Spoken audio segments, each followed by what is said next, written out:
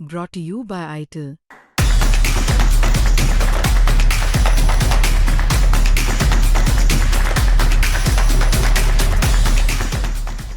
South Africa के खिलाफ भारतीय टीम की तैयारी इस वक्त जो है नरेंद्र मोदी स्टेडियम में चल रही है अहमदाबाद के अंदर में। और अगर आज के ट्रेनिंग सेशन की बात की जाए, एक चीज़ जो मुझे नज़र आई वो थोड़ी सी चौंकाने वाली, थोड़ी सी हैरान करने वाली थी, क्योंकि अभिषेक शर्मा जिनके इस वर्ल्ड कप में फ़िलहाल रन्स नहीं आए हैं, वो आज बैटिंग करने आखिर में आए।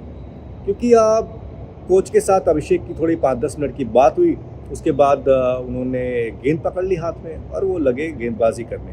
पूरे टाइम उन्होंने गेंदबाजी की है और मैं यार वो देख के बड़ा हैरान। मैंने कहा यार अभिषेक के रन नहीं आ रहे हैं और भाई बैटिंग करने क्यों नहीं आ रहे ये बैटिंग करने आखिर आ क्यों नहीं रहे। हम लगातार देखते रहे भाई अब आएंगे अब आएंगे अब जाएंगे नेट्स में, अब पैड बांधेंगे, ये जाएंगे नेट्स के अंदर में, लेकिन नहीं। उन्होंने कम से कम 40 मिनट के आसपास पहले कैचिंग और उसके बाद गेंदबाजी, ये दो चीज़ें की। और एकदम आखिर में जब सारे प्लेयर जो है नेट्स खाली करके जा रहे थे, तब अभिषेक शर्मा की एंट्री होती है और वहाँ पर वो स्पिनर्स को फेस करते हैं। क्योंकि हालिया हमने देखा था कि स्पिनर्स ने उनको फंसाया था, तो स्पिनर्स उन्होंने उनको फेस किया। और साथ ही साथ कुछ टीम इंडिया के गेंदबाज से अक्षर को थोड़ी देर उन्होंने खेला, थोड़ी देर कुलदीप को खेला, और उसके बाद आ गए आपके नेट बॉलर्स, वो उनको डाल रहे थे। थोड़ी देर बाद में फिर उन्होंने जाकर पेसर्स को भी वहाँ पर फेस किया। लेकिन अभिषेक सबसे आखिर में आया। हो सकता है कि कोच और अभिषेक के बीच में बात हुई हो कि कोई बात नहीं यार, रन्स नहीं आ रहे, इट्स ओके, मन चेंज करने के लिए आज आपको जो मर्जी वो करो, आप अपने हिसाब से करो चीज़ें। कल भी टीम इंडिया का ऑप्शनल यहाँ पर प्रैक्टिस है, हो सकता है कल अभिषेक यहाँ पर आपको दिन में प्रैक्टिस करते हुए नजर आए, लेकिन मैच तो शाम को है। आज उनको प्रॉपर यहाँ पर ट्रेनिंग करनी चाहिए थी। बट अगेन ये मैनेजमेंट की सोच हो सकती है या खिलाड़ी की खुद की सोच हो सकती है कि मुझे आज थोड़ा सा अपने हिसाब से चलना है। बट उसके अलावा टीम इंडिया का फोकस क्या था? टीम इंडिया का फोकस था complete catching practice initial stage पर, क्योंकि 3 ग्रुप्स में सारे खिलाड़ी बट गए थे और सारे जो सपोर्ट स्टाफ हैं वो सारे प्लेयर्स को एरियल कैचेस का, एरियल मतलब हाई, एरियल ही होगा कैच, लेकिन हाई, बहुत ज़्यादा हाई कैचेस जो है वो प्रैक्टिस कराए उन्होंने। काफ़ी मुझे लगता है कि 6:50 के आसपास प्रैक्टिस शुरू हुई थी ये कैचिंग वाली, क्योंकि उससे पहले वार्म अप हुआ, तमाम चीज़ें हुई। 6:50 के आसपास कैचिंग की प्रैक्टिस शुरू हुई, वो करीब चली थी 7:35 के आसपास तक, और उसके बाद फिर सारे प्लेयर्स जो है वो नेट्स में आए। अच्छा, दूसरी चीज़ जो हमें देखने के लिए मिली कि रिंकू सिंह पहले बल्लेबाज जो नेट्स में आए अपना पैड बांधकर, उन्होंने पेसर्स को भी खेला, उन्होंने स्पिनर्स को भी खेला, दोनों नेट्स में वो गए। एक तरफ पेसर लगे हुए थे, एक तरफ स्पिनर्स लगे हुए थे। तो पहले उन्होंने पेसर से शुरुआत की, क्योंकि जिस पोजीशन पे आते हैं कई बार वो पेसर्स का उनको वहाँ पर सामना करना पड़ता है, कई बार स्पिनर्स का भी सामना करना पड़ता है, तो दोनों चीज़ों के लिए तैयारी उन्होंने वहाँ पर की। लेकिन संजू सैमसन, ये वो नाम है जिसने अभी तक इस वर्ल्ड कप में एक मैच खेला है, और आज संजू सैमसन ने बहुत देर तक प्रैक्टिस की है। अगर आप पहले नेट से की बात करें जहाँ पर वो पेसर्स को फेस कर रहे थे, करीब 15-20 मिनट वो वहाँ पर रहे, और उसके बाद लंबा वक्त उन्होंने गुजारा है स्पिनर्स के सामने। अब क्या ये कोई हिंट है?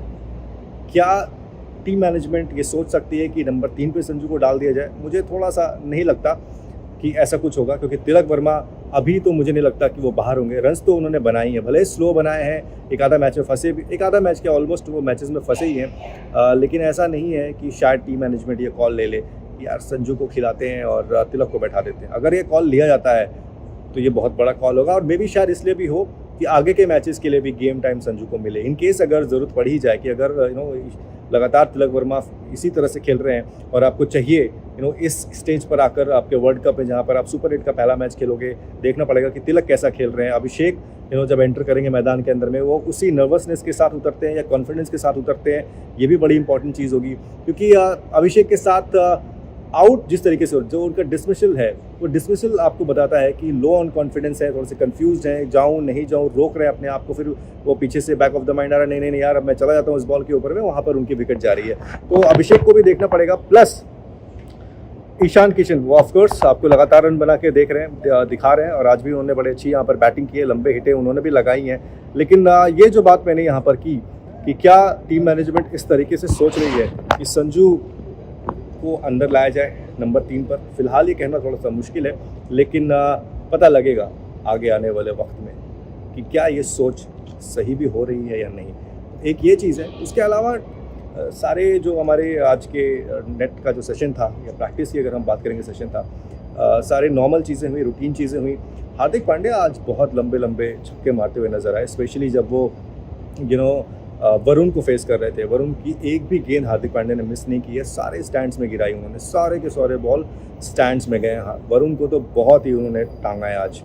स्पिनर्स के खिलाफ हार्दिक पांड्या भी बहुत उसी सोच के साथ नज़र आए कि भैया हमें पूरा कैपिटलाइज करना है, क्योंकि आपने देखा है चाहे वो यूएसए का मैच हो, चाहे वो नामीबिया का मैच हो, पाकिस्तान का मैच हो, चाहे वो फिर हमारा नीदरलैंड का मैच हो, स्पिनर्स के अगेंस्ट भारतीय टीम वो बैटर्स जो है वो स्ट्रगल कर रहे हैं। हालांकि मॉर्नी मॉकल ने तो बोला था प्रेस कॉन्फ्रेंस में यार कि कोई बात नहीं, हमने उस तरीके से डोमिनेट नहीं किया स्पिनर्स को, लेकिन हमने ऐसा भी नहीं कि बहुत ख़राब खेला हो।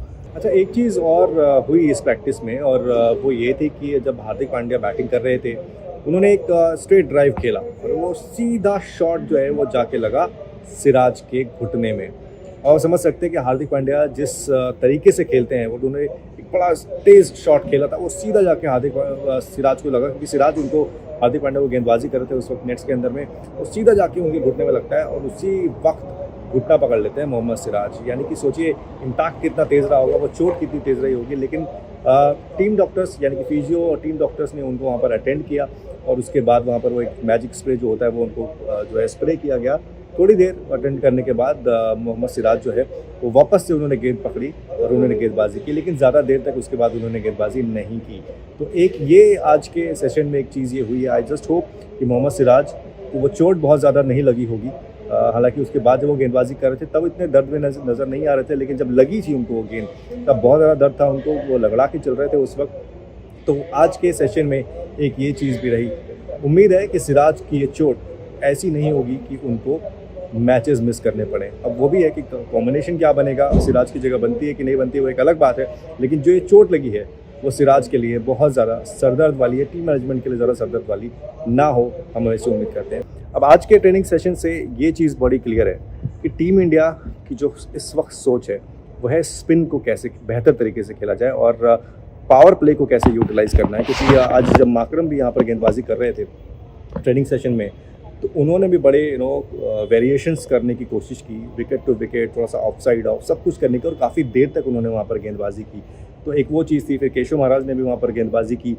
तो आप ये चीज़ इस वक्त ज़रूर देख सकते हैं या समझ सकते हैं कि टीम इंडिया का जो आज का ट्रेनिंग सेशन था उसमें दो चीज़ें थी।